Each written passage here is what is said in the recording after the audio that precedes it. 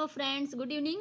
एमसीएससी channel में आपका स्वागत है। आई होप आप लोग अच्छे होंगे और अदर सब्जेक्ट की तरह साइंस भी आप लोग एंजॉय के साथ पढ़ रहे होंगे और अब आप लोगों को साइंस में कोई प्रॉब्लम नहीं हो रही होगी।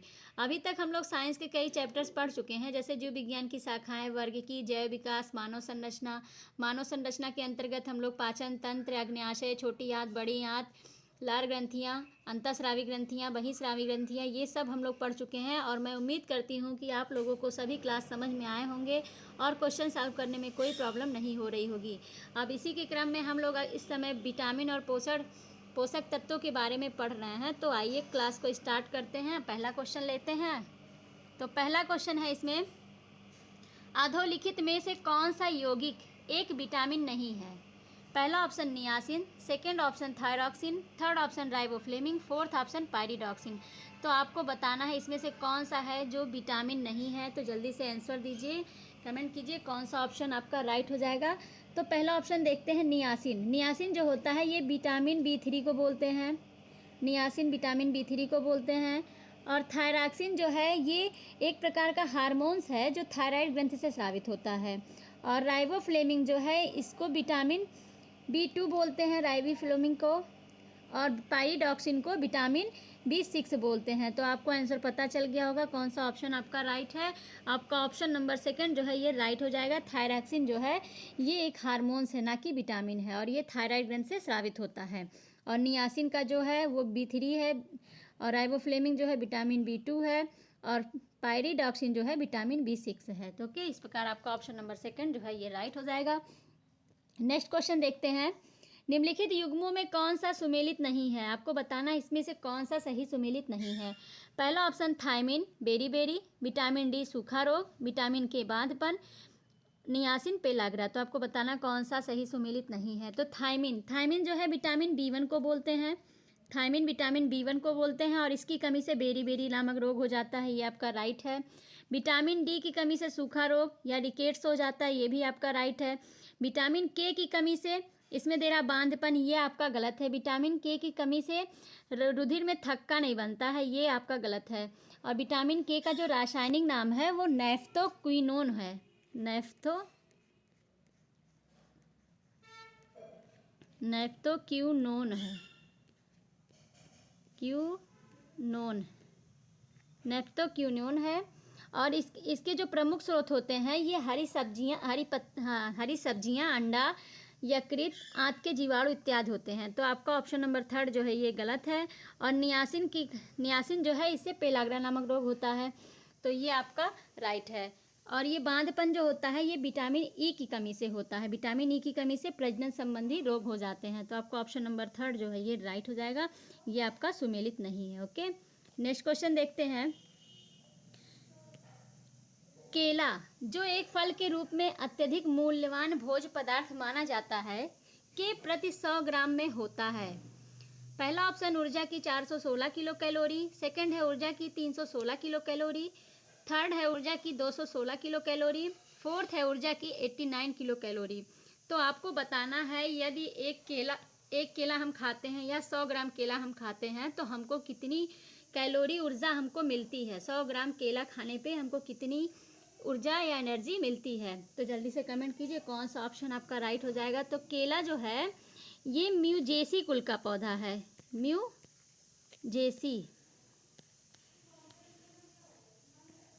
केला जो है ये म्यूजेसी कुल के अंतर्गत आता है। और इस फल में जो है प्रचुर मात्रा में कार्बोहाइड्रेट पाया जाता है। और इस कार्बोहाइड्रेट के अतिरिक्त भी है इसमें वसा भी पाया जाता है, प्रोटीन होता है, खनिज लवण और विटामिन भी पाए जाते हैं। और जो केला है, केले में 89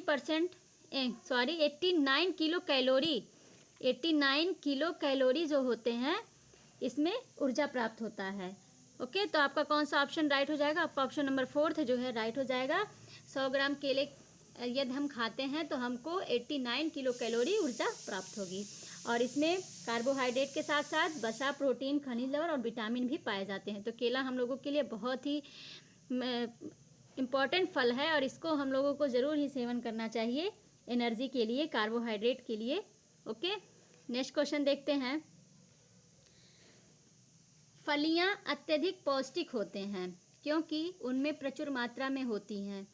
पहला ऑप्शन वसा, second option protein, third option तेल, फोर्थ ऑप्शन स्टार्च। तो आपको बताना है जो फलियां होती हैं वो अत्यधिक पौष्टिक होती हैं, उनमें जो प्रचुर मात्रा में क्या पाए जाते हैं। तो फलियां जो होती हैं ये लेग्यूमिनेसी कुल के अंतर्गत आती हैं फलियां, और फलियों में प्रचुर मात्रा में प्रोटीन पाया जाता है, क्योंकि इनकी जो जड़ें होती हैं, जड़ों में नाइट्रोजन का स्थिरीकरण करने वाले जीवाणु पाए जाते हैं, जैसे मटर, अरहर, मूंग, सोयाबीन, मूंगफली, उड़द, ये सब जो है ये फलियां के अंतर्गत। फलियां मतलब जिसके दो दाल बट जाएं, जिसके दो पार्ट बढ़ जाए वो फलिया के अंतर्गत आते हैं, और ये लेग्यूमिनेसी कुल के अंतर्गत आते हैं। इनकी जड़ों में नाइट्रोजन स्थिरीकरण करने वाले जीवाणु पाए जाते हैं। तो कौन सा ऑप्शन आपका राइट होगा? आपका ऑप्शन नंबर सेकंड जो है राइट हो जाएगा, प्रोटीन।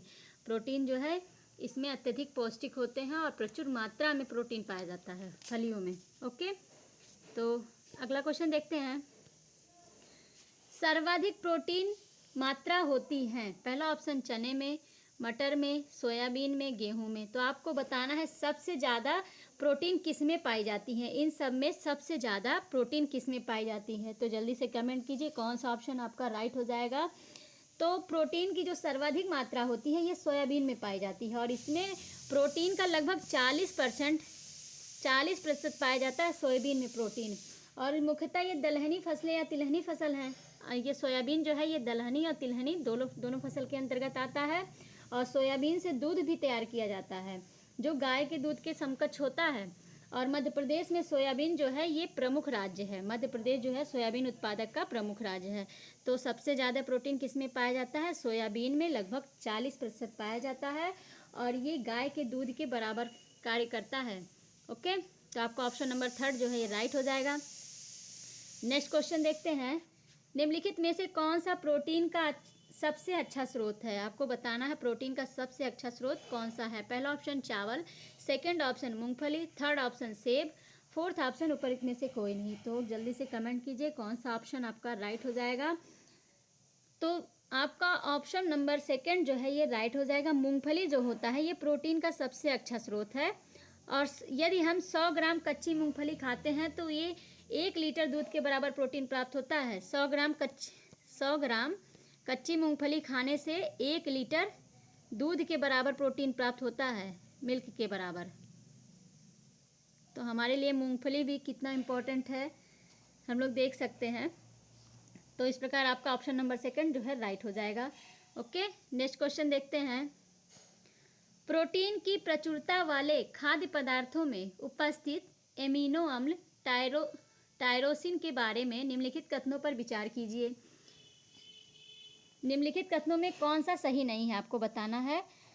प्रोटीन की प्रचुरता वाले खाद्य पदार्थों में उपस्थित एमिनो अम्ल और टायरोसिन के बारे में निम्नलिखित कथनों में कौन सही नहीं है। पहला ऑप्शन है यह ऊर्जा के स्तर को बढ़ाने में सहायता करता है।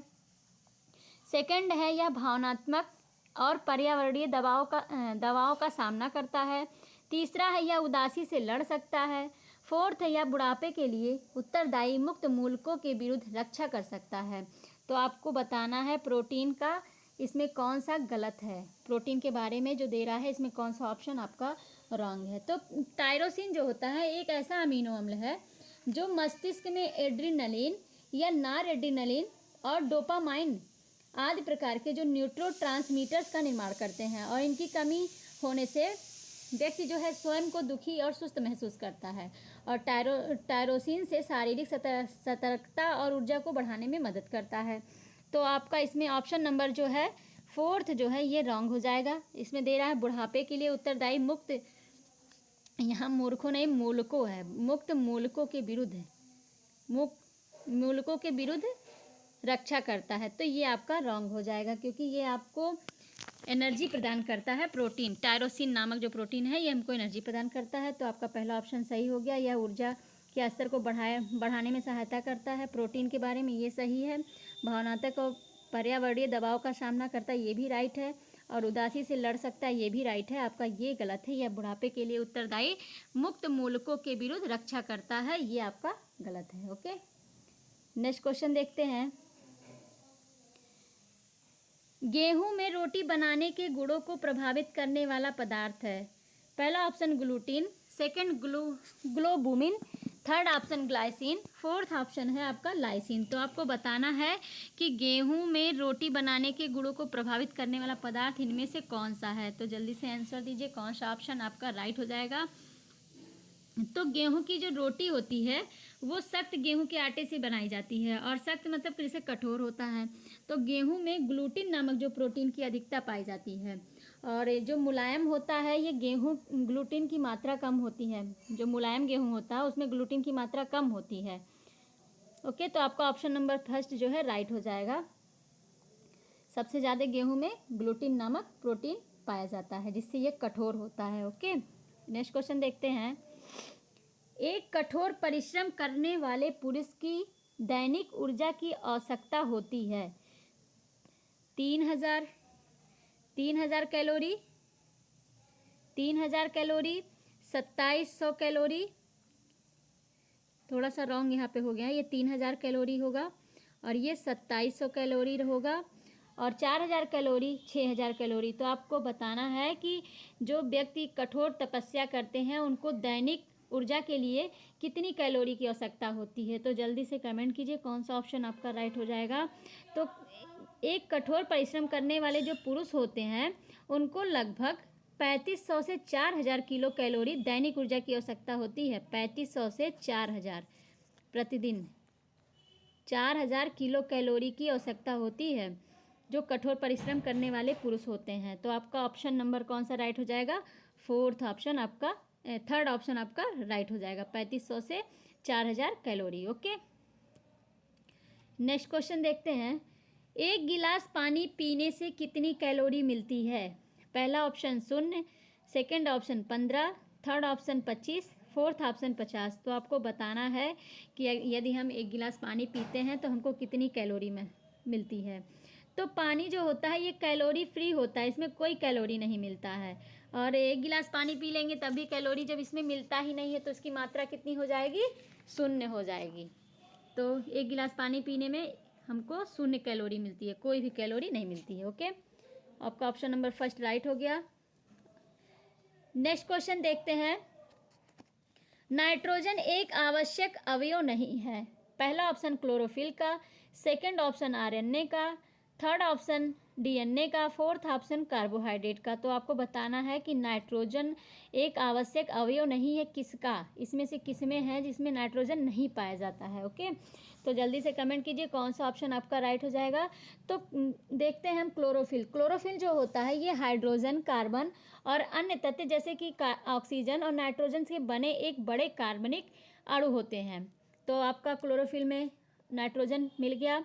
आरएनए है, आरएनए में भी आपका नाइट्रोजन होता है, डीएनए में भी होता है। डाई न्यूक्लिक एसिड, डीएनए का फुल फॉर्म है डाई न्यूक्लिक एसिड, आरएनए का फुल फॉर्म है राइबोज न्यूक्लिक एसिड। और आपका कार्बोहाइड्रेट जो होता है इसका फार्मूला होता है CH2O। इसमें आपका नाइट्रोजन नहीं होते हैं। कार्बन के इसमें एक अणु, हाइड्रोजन के 2 अणु, ऑक्सीजन के 1 अणु होते हैं। तो आपका इसका अनुपात होता है कार्बोहाइड्रेट का 1:2:1। मैंने आपको कल बताया था कार्बोहाइड्रेट के बारे में कि कार्बोहाइड्रेट क्या होते हैं। इसमें कार्बन के कितने अणु, ऑक्सीजन के कितने अणु और हाइड्रोजन के कितने अणु होते हैं। ओके, तो आपका ऑप्शन नंबर फोर्थ जो है राइट हो गया, इसमें नाइट्रोजन नहीं होता है। नेक्स्ट क्वेश्चन देखते हैं। हमारे शरीर में अम्लीयता तथा क्षारकता के बीच जो संतुलन बनाए रखता है वह है। पहला option phosphorus, second sodium, third potassium, fourth calcium. तो आपको बताना है कि हमारे शरीर में जो अम्लीयता और क्षारीयता के बीच संतुलन बनाए रखता है वो इसमें से कौन से तत्व हैं। तो जल्दी से आंसर दीजिए कौन से तत्व हो जाएंगे, कौन सा ऑप्शन आपका राइट होगा। तो फास्फोरस जो है ये खनिज लवण के रक्त में उपस्थित होने से शारीरिक अम्ल और क्षार का संतुलन बनाए रखता है, और इस खनिज के जो मुख्य स्रोत होते हैं वो दूध, पनीर, अंडा, अंडे का जो पीला वाला भाग होता है, मांस, मछली, दाल, मेवे और जितने भी सभी धान्य फसलें हैं वो सब में फास्फोरस पाए जाते हैं। आपका फास्फोरस जो है ये हमारे शरीर में अम्लीयता और क्षारीयता के बीच संतुलन बनाए रखता है। और फास्फोरस जो हमको मिलते हैं उसमें जो खनिज पदार्थ हैं, दूध में भी फास्फोरस मिलता है, पनीर में मिलता है, अंडे का जो पीला वाला भाग होता है उसमें, मछली, मांस, दाल और मेवे में भी फास्फोरस मिलता है। तो आपका ऑप्शन नंबर फर्स्ट जो है राइट हो गया। ओके, नेक्स्ट क्वेश्चन देखते हैं। निम्नलिखित में से कौन सा यौगिक मानव शरीर में संग्रहित नहीं रहता है। आपको बताना है कि इनमें से कौन सा यौगिक है जो मानव शरीर में संग्रहित मतलब इकट्ठा नहीं रहता है। पहला ऑप्शन है ग्लाइकोजन, सेकेंड ऑप्शन है अमीनो अम्ल, थर्ड ऑप्शन है वसा, फोर्थ ऑप्शन है टोकोफेरॉल। तो आप जल्दी से बताइए कौन सा ऑप्शन आपका राइट हो जाएगा, जल्दी से कमेंट कीजिए। तो ग्लाइकोजन जो होता है ये यकृत और कंकाल की मांसपेशियों की कोशिकाओं में पाया जाता है और ये वहाँ पे बनता भी है और वहाँ स्टोर भी रहता है। तो आपका ग्लाइकोजन तो सही हो गया।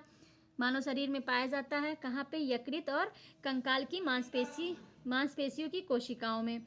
और एमिनो अम्ल भी हमारे शरीर में, एमिनो अम्ल जो है ये हमारे शरीर में नहीं पाया जाता है। और ये प्रोटीन जो होता है ये छोटी इकाई के बने होते हैं, इन्हें एमिनो अम्ल कहते हैं। एमिनो अम्ल जो होता है ये प्रोटीन की सबसे छोटी इकाई से बने होते हैं और एमिनो अम्ल जो है मानव शरीर में संग्रहित नहीं रहता है। तो आपका ऑप्शन नंबर सेकंड जो है राइट हो गया।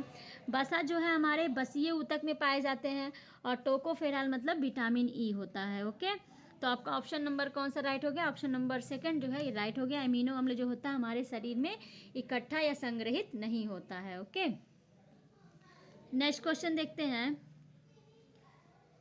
लंबे समय की कसरत का मुख्य ईंधन क्या होता है? वसा, प्रोटीन, कार्बोहाइड्रेट, उपर्युक्त में से कोई नहीं। हमको बताना है कि जब हम लॉन्ग टाइम तक एक्सरसाइज करते हैं तो हमारे एनर्जी के लिए मुख्य पदार्थ क्या होता है। तो जल्दी से कमेंट कीजिए कौन सा ऑप्शन आपका राइट हो जाएगा। तो हमको जब ज़्यादा टाइम के लिए एनर्जी चाहिए तो इसके लिए हमको कार्बोहाइड्रेट की आवश्यकता होती है। कार्बोहाइड्रेट जो होता है ये लंबे समय तक कसरत के लिए मुख्य ईंधन का कार्य करता है। और कार्बोहाइड्रेट मतलब स्टार्च, ग्लूकोज, फ्रक्टोज इत्यादि आते हैं कार्बोहाइड्रेट में। तो आपका ऑप्शन नंबर थर्ड जो है ये राइट हो गया। ओके, नेक्स्ट क्वेश्चन देखते हैं। निम्न में से किस फल में लौह प्रचुर मात्रा में पाए जाते हैं? किस फल में लौह प्रचुर मात्रा में पाए जाते हैं? जामुन, करौदा, लोकाट, अमरूद। तो जल्दी से कमेंट कीजिए कौन सा ऑप्शन आपका राइट हो जाएगा, किसमें आयरन प्रचुर मात्रा में मिलता है। तो करौदा जो होता है एक प्रकार का आवृतबीजी पौधा होता है और इस फल में जो है विटामिन सी और लौह प्रचुर मात्रा में मिलते हैं। और विटामिन सी का जो कार्य होता है ये घाव को भरने के लिए प्रयोग किया जाता है। और लौह पदार्थ जो होते हैं हमारे शरीर में हीमोग्लोबिन, जो हमारे शरीर में हीमोग्लोबिन होते हैं उसमें लौह पदार्थ भी पाए जाते हैं। तो आपका ऑप्शन नंबर कौन सा, सेकंड आपका राइट हो जाएगा, करौदा। करौदा जो है आवृतबीजी पौधा है, इसमें विटामिन सी और लौह प्रचुर मात्रा में पाए जाते हैं। ओके, नेक्स्ट क्वेश्चन देखते हैं। निम्नलिखित खनिजों पर विचार कीजिए। पहला है कैल्शियम, सेकंड है लौह, थर्ड है सोडियम। उपरित खनिजों में से मानव शरीर में पेशियों के संकुचन के लिए किनकी या किसकी आवश्यकता होती है? केवल एक, केवल दो और तीन, केवल एक और तीन, एक, दो और तीन। तो आपको बताना है कि इनमें से कौन सी हैं जो मानव शरीर के पेशियों के संकुचन के लिए आवश्यकता होती हैं, किन किन खनिजों का। तो जल्दी से कमेंट कीजिए कौन सा ऑप्शन आपका राइट हो जाएगा। तो हमारा जो ब्लड होता है रक्त में पोटेशियम, कैल्शियम, सोडियम तथा लौह जो होता है इसका समुचित अनुपात जो होता है हृदय गति और अन्य चिकनी मांसपेशियों को उत्तेजित करने और उनमें संकुचन की क्रिया संपन्न करने के लिए आवश्यक होते हैं। ठीक है, तो आपका कौन सा ऑप्शन इसमें राइट है? आपका कैल्शियम भी पाया जाता है, लौह भी पाया जाता है, सोडियम भी पाया जाता है, पोटेशियम भी पाया जाता है। तो आपका ऑप्शन नंबर फोर्थ जो है राइट हो जाएगा, एक, दो, तीन। आपका तीनों जो है ये हमारे शरीर के पेशियों के संकुचन और मांसपेशियों को उत्तेजित करने के लिए कार्य करते हैं। ओके, आपका ऑप्शन नंबर फोर्थ जो है राइट हो गया। नेक्स्ट क्वेश्चन देखते हैं। पालक के पत्तों में निम्नलिखित में से किसकी मात्रा सबसे अधिक होती है? पालक के पत्तों में किसकी मात्रा सबसे अधिक होती है, किन पोषक तत्वों की? तो पहला ऑप्शन है vitamin, second option iron, third option वसा, फोर्थ ऑप्शन जो है कार्बोहाइड्रेट। तो जल्दी से कमेंट कीजिए, बहुत इजी क्वेश्चन है, कौन सा ऑप्शन आपका राइट हो जाएगा। तो पालक के पत्तों में जो सर्वाधिक मात्रा होती है ये आयरन की होती है। आयरन जो है शरीर में हीमोग्लोबिन तथा साइटोक्रोम एंजाइम का घटक होता है और शरीर में लौह या आयरन की कमी होने से एनीमिया नामक रोग हो जाता है और शरीर का जो सुरक्षा तंत्र होता है वो कमज़ोर हो जाता है। तो आपका ऑप्शन नंबर कौन सा राइट हो जाएगा? आपका ऑप्शन नंबर सेकेंड जो है राइट हो जाएगा, आयरन। पालक के पत्तों में सबसे ज़्यादा हमको आयरन मिलता है। ओके, नेक्स्ट क्वेश्चन देखते हैं। लौह का अंश सबसे अधिक पाया जाता है पहला ऑप्शन सेब में, सेकंड अंडों में, थर्ड हरी सब्जियों में, फोर्थ है दूध में। तो आपको बताना है कि लौह मतलब आयरन जो है सबसे अधिक किस में पाया जाता है। तो जल्दी से कमेंट कीजिए कौन सा ऑप्शन आपका राइट है। तो लौह का जो सर्वाधिक अंश होता है वो हरी सब्जियों में पाया जाता है, और इसके अलावा भी कई चीज़ों में पाए जाते हैं, जैसे मांस है, अंडा है, फलियां हैं, अनाज है। ये सब भी लौह या आयरन के प्रमुख स्रोत हैं। और इसमें जो है ये लौह जो है हीमोग्लोबिन और साइटोक्रोम एंजाइम का घटक होता है। अभी मैंने बताया कि इनकी कमी से एनीमिया नामक रोग हो जाते हैं और सुरक्षा तंत्र कमज़ोर हो जाते हैं। तो कौन सा ऑप्शन आपका राइट हो जाएगा? आपका ऑप्शन नंबर थर्ड जो है राइट हो जाएगा। हरी सब्जी में आयरन सबसे अधिक पाया जाता है। ओके, नेक्स्ट क्वेश्चन देखते हैं। बासमती चावल के दाने पकाने पर लंबे हो जाते हैं क्योंकि उसमें बाहुल्य है। पहला ऑप्शन लाइसिन का, सेकंड एमाइलोज का, थर्ड है शर्करा का, फोर्थ है तेल का। तो आपको बताना है कि जो बासमती चावल है उसको हम लोग पकाते हैं जब, तो वो लंबा हो जाता है, उसका साइज़ थोड़ा बढ़ जाता है। तो किसके कारण होता है वो, उसमें क्या पाए जाते हैं? तो जल्दी से कमेंट कीजिए कौन सा ऑप्शन आपका राइट हो जाएगा। तो चावल में जो है दो प्रकार के स्टार्च पाए जाते हैं, एमाइलेज और एमाइलोपेक्टिन। एमाइलेज, तो एमाइलोज इसमें दिया है, और एक दूसरा है एमाइलोपेक्टिन। एमाइलोपेक्टिन, एमाइलोपेक्टिन, ये दो प्रकार के स्टार्च चावल में पाए जाते हैं। और जो चावल की जो लंबे दाने वाली किस्म होती है, जैसे बासमती में एमाइलो सबसे अधिक मात्रा में पाए जाते हैं, और मध्यम और छोटे दाने वाली जो चावल की किस्में होती हैं उसमें एमाइलोपेक्टिन अधिक मात्रा में पाए जाते हैं। तो आपको आंसर पता चल गया, ऑप्शन नंबर सेकंड जो है ये राइट हो जाएगा। एमाइलेज जो लंबे दाने होते हैं इसमें एमाइलोज पाए जाते हैं, और जो मध्यम और छोटे दाने वाले बासमती किस्म के चावल होते हैं उसमें एमाइलोपेक्टिन अधिक मात्रा में पाए जाते हैं। ओके, नेक्स्ट क्वेश्चन देखते हैं। निम्नलिखित में से किसकी उपस्थिति के कारण दूध में मिठास आ जाता है? पहला ऑप्शन है माइक्रोज, सेकंड है लैक्टोज, थर्ड है सुक्रोज, फोर्थ है कैरोटीन। तो आपको बताना है कि जो दूध में मीठापन लगता है, दूध हमको जब पीते हैं तो हमको कुछ मिठास लगता है, वो किसके कारण होता है? तो जल्दी से कमेंट कीजिए, बहुत ही ईजी क्वेश्चन है। तो दूध में जो है लैक्टोज जो पाया जाता है ये एक प्राकृतिक शर्करा है, और यह एक डाइसेकेराइड शुगर है। यह गैलेक्टोज तथा ग्लूकोज से उत्पन्न होता है, जिससे ये हल्की मिठास का कारण बनता है। तो आपका ऑप्शन नंबर सेकंड जो है ये राइट हो जाएगा, लैक्टोज। लैक्टोज जो है ये प्राकृतिक शर्करा है और डाइसेकेराइड है। ओके, नेक्स्ट क्वेश्चन देखते हैं। दूध किस बैक्टीरिया के कारण खराब होता है? पहला option Aspergillus, second option staphylococcus, third option Pseudomonas, fourth option है लैक्टोबैसिलस। तो आपको बताना है कि दूध किस बैक्टीरिया के कारण खराब हो जाता है। तो दूध जो है ये लैक्टोबैसिलस बैक्टीरिया के कारण खराब या खट्टा हो जाता है, और ये बहुत ही इंपॉर्टेंट जीवाणु होता है लैक्टोबैसिलस, जो पाचक नाल में पाया जाता है, और ये मिल्क शुगर को लैक्टिक अम्ल में बदल देते हैं, जिसके कारण दूध जो है खट्टा हो जाता है। और दूध से दही, छाछ और पनीर बनाने के लिए लैक्टोबैसिलस जीवाणु का ही प्रयोग किया जाता है। और इनके अलावा भी ये जीवाणु जो हैं शरीर में कोलेस्ट्रॉल को समान बनाए रखने में भी सहायक होते हैं। और ये जीवाणु प्रोकैरियोटिक कोशिका वाले सूक्ष्म जीव के जीव होते हैं, जिनमें केंद्रक जो होता है ये अविकसित होता है, मतलब केंद्रक का विकास इसमें सही से नहीं होता है। और प्रोकैरियोटिक जिसमें केंद्रक उपस्थित ना हो वो प्रोकैरियोटिक के अंतर्गत आते हैं। तो लैक्टोबैसिलस जो है ये प्रोकैरियोटिक जीव है, इसमें केंद्रक पूर्ण विकसित नहीं होता है। तो आपका ऑप्शन नंबर कौन सा राइट हो जाएगा? ऑप्शन नंबर फोर्थ जो है ये राइट हो जाएगा।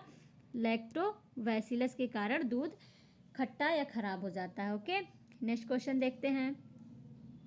दूध का दही में परिवर्तन किसके द्वारा होता है? पहला option bacteria, second option vitamin, third option enzyme, fourth option ऊपर में से कोई नहीं। तो जल्दी से कमेंट कीजिए, अभी मैंने आपको बता दिया ऊपर डिटेल में दूध से दही का बनना किस बैक्टीरिया के कारण होता है, दूध खराब क्यों होता है। तो जल्दी से कमेंट कीजिए कौन सा ऑप्शन आपका राइट हो जाएगा। तो दूध में जो है कैसीन नामक प्रोटीन पाया जाता है, और इसी प्रोटीन के कारण दूध का जो रंग होता है वो सफ़ेद या वाइट होता है। और दही के निर्माण के लिए लैक्टिक अम्ल में जो बैक्टीरिया है और कैसीन के बीच रासायनिक अभिक्रिया के फलस्वरूप बनता है। तो आपका जो दही का निर्माण होता है ये बैक्टीरिया, लैक्टिक अम्ल के जो बैक्टीरिया होते हैं और कैसीन जो होते हैं रासायनिक अभिक्रिया करके ही दही का निर्माण करते हैं। तो आपका ऑप्शन नंबर फर्स्ट जो है राइट हो जाएगा। दूध से जो दही में परिवर्तन करते हैं उसके लिए बैक्टीरिया जिम्मेदार होता है। ओके, नेक्स्ट क्वेश्चन देखते हैं। गाय का दूध पीले सफ़ेद रंग का होता है, जिसका कारण उनमें निम्नलिखित में से किसकी उपस्थिति है? पहला option casein, second lactose, third है कैसीन के साथ कैरोटीन, फोर्थ है लैक्टोज के साथ साथ ब्यूटरिक एसिड। तो आपको बताना है कि जो गाय का दूध होता है वो हल्का पीला और वाइट भी होता है, तो ये किसके कारण होता है? तो जल्दी से कमेंट कीजिए कौन सा ऑप्शन आपका राइट हो जाएगा। तो दूध में तो कैसीन नामक प्रोटीन पाए ही जाते हैं, और इसी प्रोटीन के कारण ही दूध सफ़ेद होता है। और गाय के जो दूध होते हैं वो हल्के पीले रंग का जो कारण होता है, ये बीटा कैरोटीन की उपस्थिति के कारण होता है। बीटा कैरोटीन के कारण ही गाय का जो दूध होता है ये पीला और सफ़ेद होता है, बीटा कैरोटीन के कारण। और बीटा कैरोटीन जो होता है एक हाइड्रोकार्बन है, और इसका जो फार्मूला होता है C40H56 होता है, ये हाइड्रोकार्बन है। ओके, तो आपका कौन सा ऑप्शन रहेगा? आपका ऑप्शन नंबर थर्ड जो है ये राइट हो जाएगा। कैसीन के साथ कैरोटीन पाया जाता है। कैसीन जो है दूध में पाए जाने वाले प्रोटीन है, और बीटा कैरोटीन की उपस्थिति के कारण गाय का जो दूध होता है वो हल्का पीले रंग का होता है। और बीटा कैरोटीन जो होता है ये हाइड्रोकार्बन है, इसका फार्मूला C40H56 है। इसमें कार्बन के 40 अणु हैं और हाइड्रोजन के 56 अणु हैं। ओके, नेक्स्ट क्वेश्चन देखते हैं। भैंस के दूध में औसत वसा की मात्रा कितनी होती है? आपको बताना भैंस का जो दूध होता है उसमें फैट कितना होता है। पहला ऑप्शन 7.2%, सेकेंड है 4.5%, थर्ड है 9.0% और फोर्थ है 10%। तो आपको बताना है कि भैंस के दूध में औसत फैट कितना होता है। तो जल्दी से कमेंट कीजिए कौन सा ऑप्शन आपका राइट हो जाएगा। तो भैंस के जो दूध होते हैं उसमें फैट जो होता है वो 7.2% होता है। 7.2% होता है भैंस के दूध में औसत वसा की मात्रा। और जबकि जो गाय होता है, गाय के जो दूध में औसत फैट होता है 3.5 से 4% होता है। गाय के दूध में गाय के दूध में फ़ैट है 3.5 से 4%, और भैंस के दूध में 7.2% होता है। और इसके अलावा जो दूध में पाए जाते हैं ये प्रोटीन, खनिज लवण, लैक्टोज इत्यादि जो अवयव हैं ये दूध में पाए जाते हैं। और दूध में जो पीला रंग होता है वो उसके कैरोटीन के कारण होता है। तो आपका ऑप्शन नंबर फर्स्ट जो है राइट हो गया। ओके, नेक्स्ट क्वेश्चन देखते हैं, और आज का लास्ट क्वेश्चन। दूध को पचाने के लिए आवश्यक एंजाइम रेनिन और लैक्टिस मानव शरीर में कितने वर्ष की आयु में पूर्णतः लुप्त हो जाते हैं? पहला ऑप्शन 2 से 3 वर्ष, सेकंड ऑप्शन 6 से 15 वर्ष, थर्ड ऑप्शन 5 से 7 वर्ष, फोर्थ ऑप्शन है 7 से 15 वर्ष। तो आपको बताना है कि जो दूध को पचाने वाला आवश्यक एंजाइम रेनिन और लैक्टिस जो होते हैं हमारे शरीर में किस आयु में पूर्णतः लुप्त हो जाते हैं। तो जल्दी से कमेंट कीजिए। आईएएस में आए हुए क्वेश्चन है ये, इसका आंसर क्या हो जाएगा? तो जो स्तनियाँ जो होती हैं, जो अनेक स्तनियाँ होती हैं, उनके जठर रस में दुग्ध प्रोटीन के पाचन हेतु रेनिन नामक एंजाइम पाया जाता है, और मानव के जठर रस में इनकी उपस्थिति संदिग्ध होती है। और जो शिशुओं में जठर रस में यह होता है, किंतु वयस्कों के जठर रस में यह नहीं पाया जाता है। ये केवल शिशुओं के जठर रस में पाया जाता है और वयस्कों में नहीं पाया जाता। वयस्कों में दुग्ध प्रोटीन के पाचन का जो श्रेय होता है ये पेप्सिन नामक एंजाइम को दिया जाता है। और सामान्यतः रेनिन और लैक्टेस एंजाइम जो है मानव शरीर में 2 से 3 वर्ष की आयु में क्षीण होना शुरू हो जाते हैं, और 6 से 15 वर्ष की आयु में पूर्णतः लुप्त हो जाते हैं। तो रेनिन और लैक्टेस एंजाइम जो है 2 से 3 वर्ष की आयु में क्षीण होना शुरू हो जाते हैं, और 6 से 15 वर्ष की आयु में पूर्णतः लुप्त हो जाते हैं। तो आपका कौन सा ऑप्शन राइट हो जाएगा? आपका ऑप्शन नंबर सेकंड जो है ये राइट हो जाएगा। 6 से 15 वर्ष की आयु में पूर्णतः लुप्त हो जाते हैं। ओके, तो इस प्रकार फ्रेंड आज का क्वेश्चन आप लोगों को अच्छा लगा होगा और इन्जॉय के साथ सभी क्वेश्चन को सॉल्व किए होंगे। सभी क्वेश्चन जो है ना किसी न किसी एग्जाम्स में आए हुए हैं, इसीलिए इम्पॉर्टेंट है, और आप लोग वीडियो को ध्यान से देखा करें और रिवीजन भी बार बार किया करें। जो ना समझ में आए उसे नोट कर लिया करें। तो आज के लिए बस इतना ही। अब मिलते हैं नेक्स्ट वीडियो में नए टॉपिक के साथ। तब तक के लिए thank you so much all friends.